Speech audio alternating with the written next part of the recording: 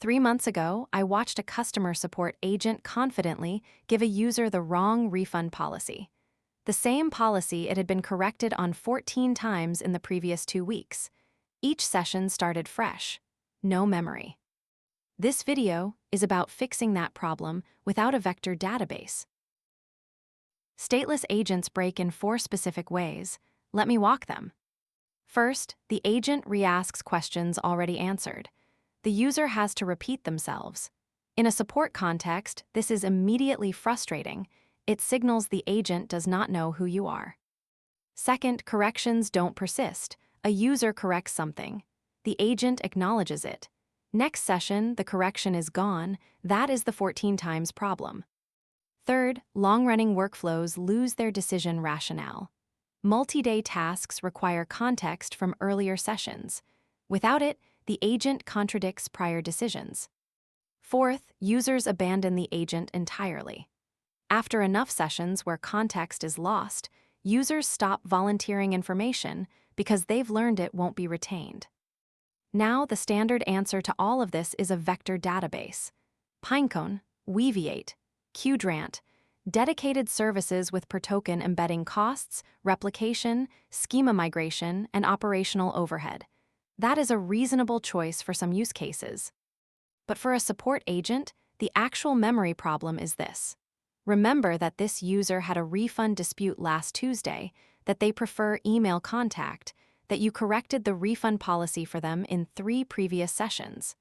That is a keyword and recency problem, not a semantic similarity problem. You do not need to embed and compare vectors to solve it. The solution is 3-tier episodic memory built on SQLite and LLM summarization. Tier 1 is the raw event log. Every interaction, user message, agent response, tool call, correction, preference, goes into an append-only events table. This is the source of truth. You never modify or delete rows during a session. Tier 2 is episode summaries. A scheduled LLM compression pass turns batches of raw events into dense paragraphs. 20 raw events become 1 paragraph. Roughly 80% token reduction. The LLM is genuinely good at this. The key is the compression prompt. We will get to that. Tier 3 is working context.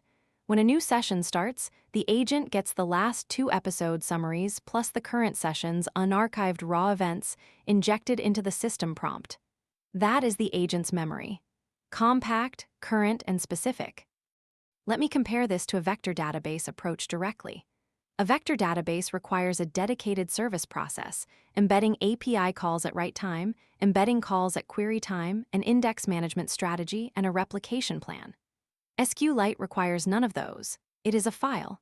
The FTS5 full-text search extension, built into SQLite, handles keyword retrieval across the full event history with one SQL statement.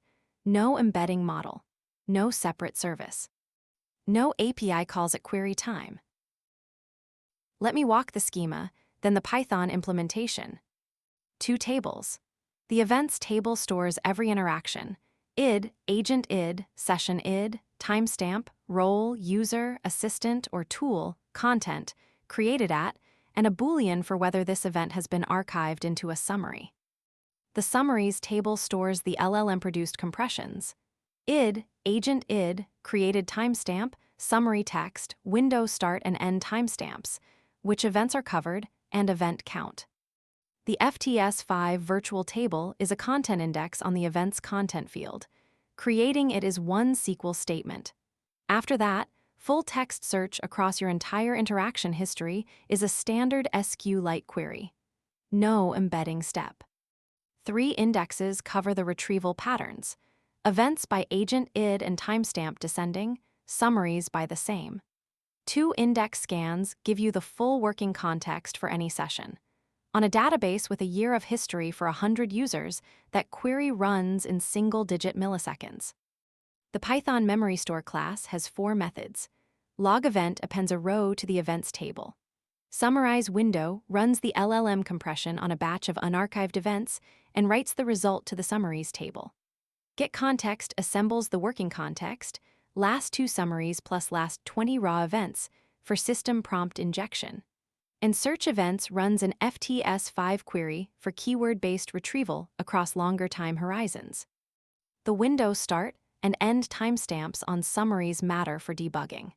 If a summary is inaccurate, you can reconstruct exactly which events went into it. When should you run the summarization pass? 2 strategies. Schedule-based, run the compression job after every n interactions or on a time interval. Simple and predictable. The downside is that high traffic periods accumulate more unarchived events than fit in your context window before the next scheduled run. Token budget trigger. When the unarchived raw events would push the injected context over a threshold, run a compression pass immediately. This is adaptive. It ensures the working context never exceeds your budget regardless of traffic volume. For most production deployments, the token budget trigger is the right default. Now the compression prompt.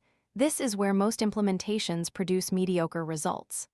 A prompt that says summarize the key facts produces vague generic output that does not actually reduce errors in the next session. A prompt that says summarize into a dense paragraph of key facts, including specific names, decisions made, corrections applied to agent behavior, and commitments given produces output that genuinely informs the next session. The difference between these 2 prompts is the difference between the agent saying the user discussed refund policies versus the agent saying the user corrected an error about refunds not requiring a receipt for orders under $50. The second version prevents future corrections. Let me share the production numbers and close with the broader point. False recall rate, the agent stating incorrect previously corrected information, dropped from 40% to under 8%. Median context size per session dropped from 12,400 tokens to 4,800, a 61% reduction. Both from the same change, episodic memory with LLM compression. 3 production notes worth covering. Backup SQLite is a file. You copy it. Compare that to the operational burden of backing up a vector database with its own service, data format, and restore procedure. Concurrency, enable WAL mode, write-ahead logging. 1 pragma statement. It allows multiple concurrent readers while a write is in progress, which is the pattern you get when multiple agent sessions are active. Privacy, the events table contains user conversations. That means personal information. Encrypt at rest.